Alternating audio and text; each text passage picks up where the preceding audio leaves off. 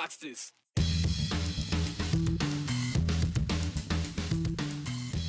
The world continues to watch the major story of the week, Russia's invasion of Ukraine. Ahead, we're getting expert insight from Foreign Relations Ranking Member, Idaho Senator Jim Risch. Lawmakers are promising more efforts to prevent ballot harvesting in Idaho. Now, one lawmaker wants to get rid of ballot boxes. This comes as there is still no proof of harvesting happening in Idaho. Taxation without representation? The state of Washington is looking for a way to pay for their billions of dollars worth of infrastructure upgrades. Their solution? Tax Idahoans and Oregonians. Now there's even more movement on this gas tax bill, quickly moving through the State House in the Evergreen State. Goes without saying, story of the week around the world, Russia invading Ukraine. And the invasion continues as we speak at this hour with violent attacks on the people of Ukraine from an aggressive Russian force. Back home here in Idaho, we are watching along with the rest of the world. A lot of questions out there, and to be honest, more questions than answers at this point. Now, someone more in the know than almost anyone, I should say, is Idaho Senator Jim Risch. Now, Risch is the ranking member of the Senate Committee on Foreign Relations. He's very plugged in on the international disputes going on, and he gave us breaking insight this week as things developed in Russia and Ukraine. And we saw your messages after the show yesterday about your interest in seeing more on what Risch was saying. So we wanted to share more from our sit down with Senator Risch. One major area of interest from you, sanctions on Russia.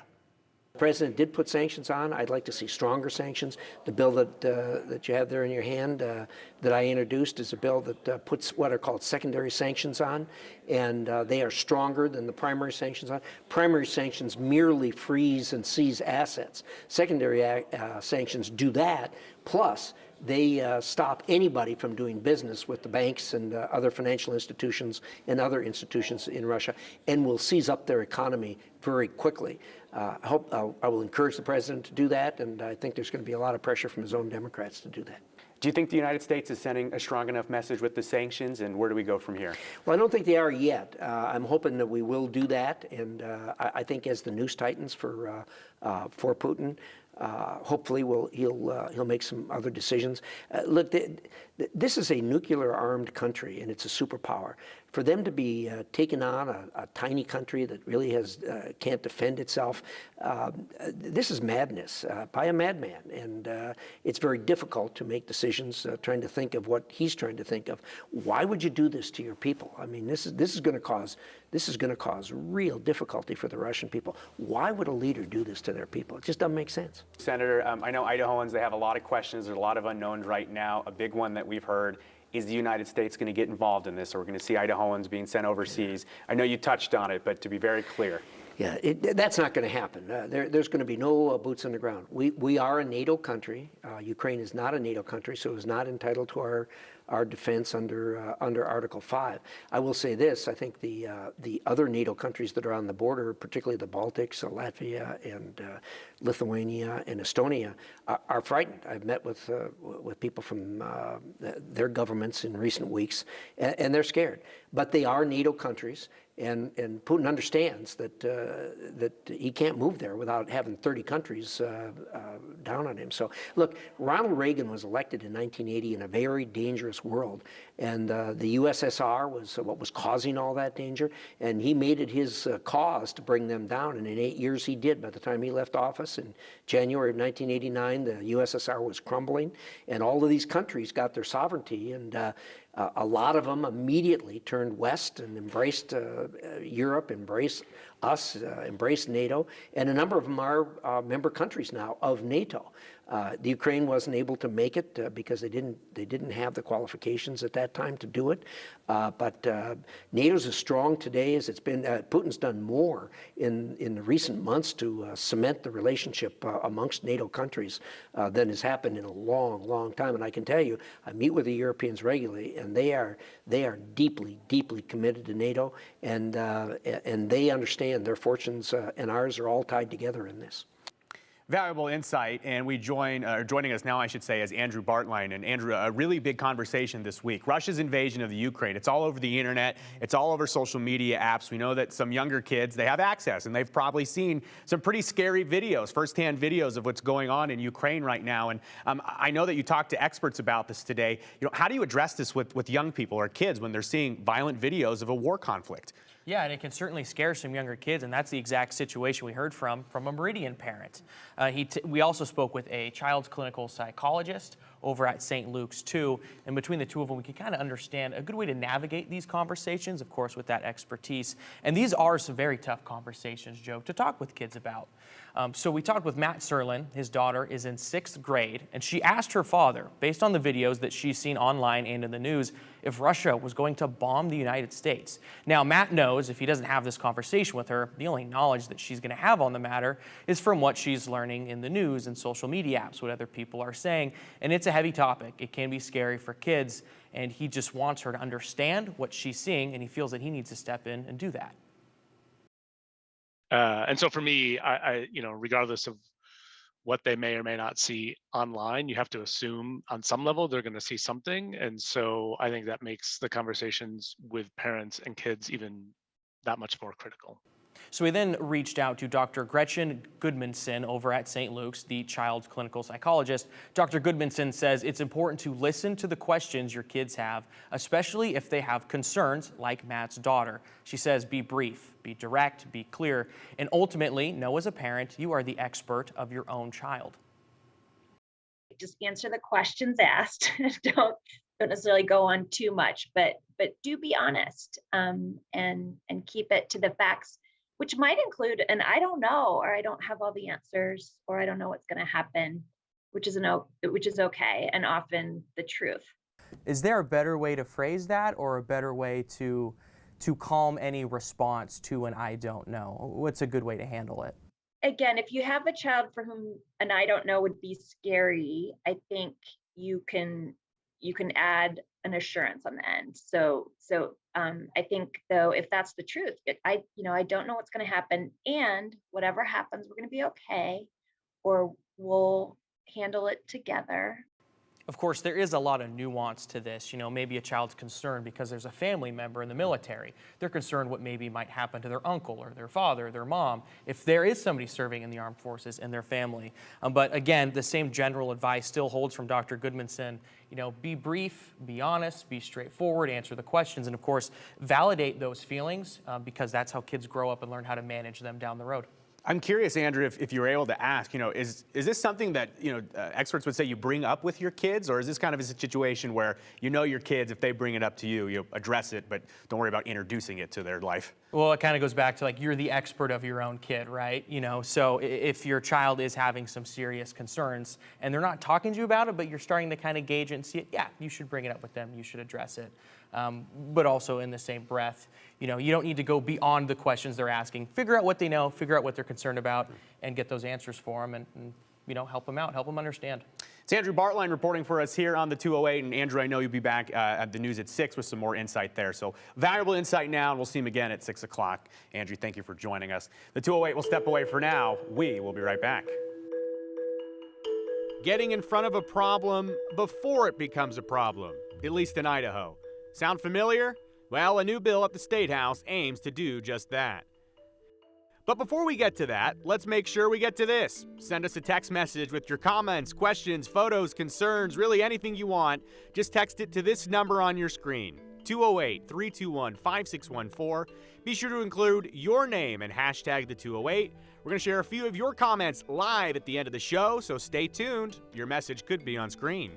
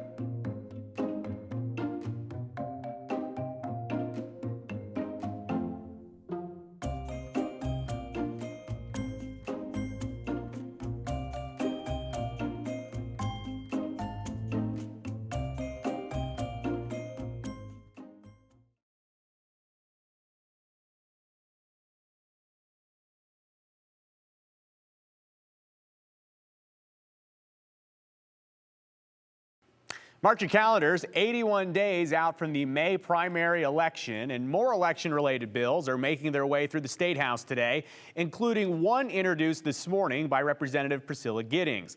It looks to get rid of absentee ballot boxes. You may be asking, why?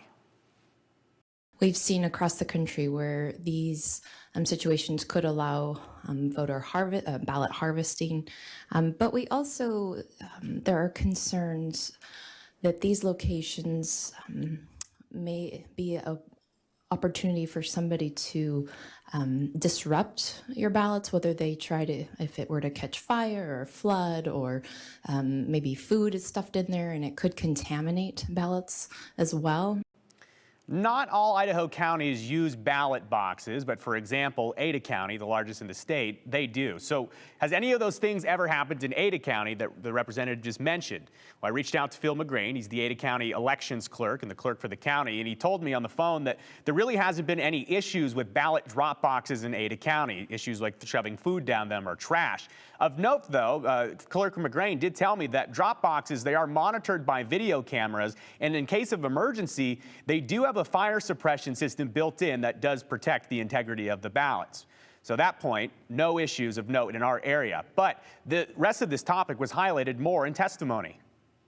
Representative Giddings, you mentioned that across the country that something could happen. Could you bring it home for us and provide an example of an existing instance in Idaho where a ballot box was led to some sort of problem? I don't have examples of here in Idaho. It's my understanding they've only been used recently. Where we've seen concerns is in other states, specifically Georgia. So the intent is to kind of get out in front of this and make sure we don't have that happening in Idaho. Thank you, Mr. Chairman. Absolutely. This seems to be a proactive way for us to make sure we have election integrity in Idaho. This proactiveness argument is really becoming a slippery slope for me. I mean, we could proactively prevent indoctrination in schools by closing schools, but I don't think that's something we want to do. The bill was printed today on a unanimous vote. Representative Chris Mathias, who just heard from, said that he would vote to print the bill because he wanted to hear the debate in committee, and we will bring that to you next week. So last week, some pretty big movement in the race for governor. Still no official word from Governor Brad Little on if he plans to run again, but he did start airing campaign commercials you've likely seen here on 7, so there's your non-answer for now. And after he announced he was cutting ties with the Republican Party, Ammon Bundy announced that he would be running for governor as an independent. But there are still hurdles to jump through in order to make sure that happens for Mr. Bundy. On Saturday, he tweeted this, for example, quote, "I need to collect 1,000 signatures from registered voters in the next few weeks in order to run as an independent candidate for governor." Some people haven't heard this before. They reached out. They wanted to know what this was about. So we confirmed with the Secretary of State's office to get a better idea of what the rules are here in Idaho. And in order to run as an independent, you do have to meet certain criteria. Here's what you need to know. Under Idaho code, you must not have any party affiliation, and depending on which office you're running for, you must collect a certain number of signatures to get on the ballot. For governor, it's 1,000, 500 for congressional office, 50 for any legislative position, or 5 for any county office. Does it not matter the party affiliation of the signers, just as long as you get the number of signatures that you need from registered voters. So Democrats, Republicans, independent, anybody could sign it. And Chad Houck, who's the Deputy Chief Secretary of State, says that Mr. Bundy must change his current political affiliation to unaffiliated before the March 11th deadline. By the way, the candidate filing period officially opens on Monday, and 2 weeks from there, we will see a really long list of candidates that are going to jump into races.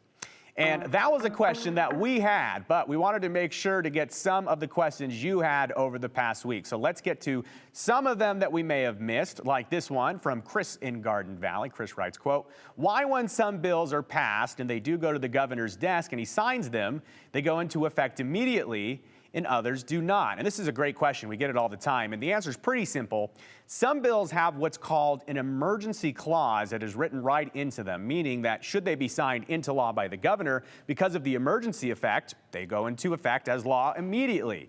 Now, as far as we know, there are at least 2 bills making their way through the State House right now that do have those emergency clauses in them, and both are election-related bills, including one that would require unaffiliated voters to register with the party by March 11th should they want to vote in the party's primary. Most bills do not have emergency clauses in them, though, so typically most bills do go into effect when the governor signs them, but they have to wait till July 1st to go into effect fully.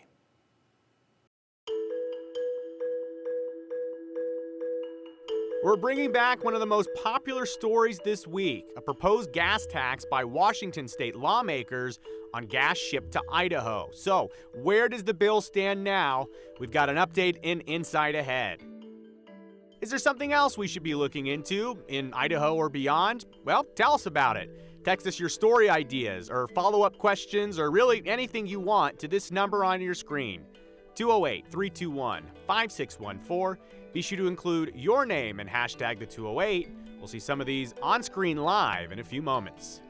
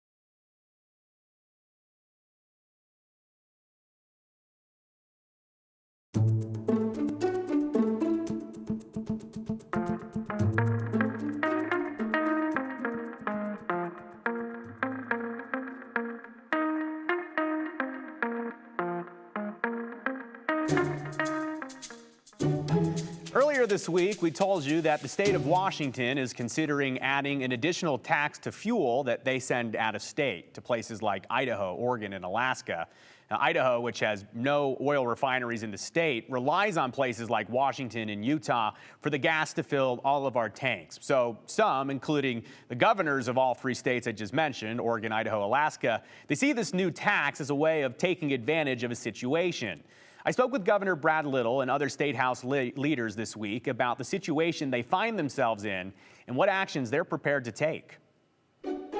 There's growing frustration at the Idaho State House over a piece of legislation. Nothing new on that front. But this time, the legislation isn't from Idaho. It's from the state of Washington's legislature.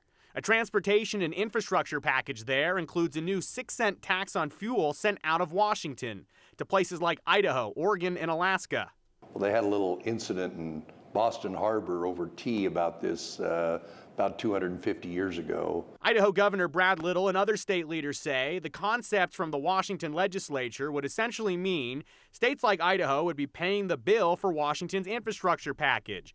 Little and the Idaho Attorney General say they have legal concerns. I don't think it's constitutional. I mean, the whole concept of our system is that you can't tax some other state. It's a violation of the Commerce Clause. There's all kinds of things. The easiest thing is they just not do it. Governor Little and Attorney General Lawrence Wasden sent this letter to Washington Governor Jay Inslee asking him to stop the added fuel tax on Idahoans. The letter asks Inslee to consider how the 6% tax would impact Idahoans already struggling with inflation and rising fuel costs. They write, quote, "If these proposals reach your desk, we ask you to veto them. Now is not the time for our states to turn on each other with excise tax proposals that dampen our economy and increase costs for everyone." States can't treat states this way, and for good reason. We have the Commerce Clause in our Constitution. House Speaker Republican Scott Bedke and members of the Idaho House are also pushing back on the legislation.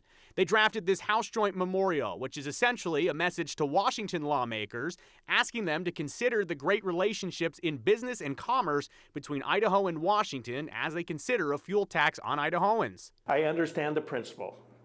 You know, if you have a neighbor in a position where you can extort money, yeah, maybe. But neighbors don't do neighbors that way. We're alarmed. We don't think that friends and neighboring states should do each other this way, and we're looking at all of our options. One of those options is to take this issue to a court of law. That can only happen if the legislation passes in Washington and Governor Inslee there signs it. If that does happen, Governor Little is confident that a court would side with Idaho. I think they got bad legal advice. I think that's part of it. I think somebody told them they could do this, and you know, it's early, and we don't have any damages because they haven't implemented yet. But as soon as they do, we'll file suit. But if I need to, I'll call Governor Inslee. Little adds that the Commerce Clause in the United States Constitution was specifically written for moments like these. The reason the Articles of Confederation failed and we wrote the Constitution was because the 13 states were all acting totally independently in issues of commerce. And that's the foundation of our country, is that the United States of America, that the states only have jurisdiction in their states and not outside of their states. So here on Fridays on the 208, we tell you what happened to the stories we told you about earlier in the week. So here's what you need to know. Late Tuesday afternoon, the Washington House of Transportation Committee met to vote on the bill. Republican Representative Andrew Barkis of Olympia voted to introduce an amendment to the bill that would have taken out that 6-cent tax and replaced it with the tax on the sale of new and used cars in Washington state. He said it would have generated about $500 million a year. He, along with several other Washington lawmakers, said that this was a way to get that funding without damaging any commerce relationships with Idaho, Oregon, and Alaska. This amendment, if adopted today, will send a signal to our neighboring states of Oregon, Alaska, and Idaho that we do not intend to start a trade war. We do not intend to inflict taxation without representation. I don't want to be viewed by our neighbors to the north, south, and east as turning our back on regional cooperation. This relationship that we're damaging with our friends across the various borders is really problematic. A lot of great points, but none of them would end up mattering. The proposed amendment failed on a 14-15 vote. Two other amendments were adopted this week that would delay that tax increase to Idaho, Oregon, and Alaska. It would delay it till the summer of 2023. Then today, the bill moved to the Rules Review Committee to work out any potential issues. After that, it could head to the House floor, has already cleared the Senate there.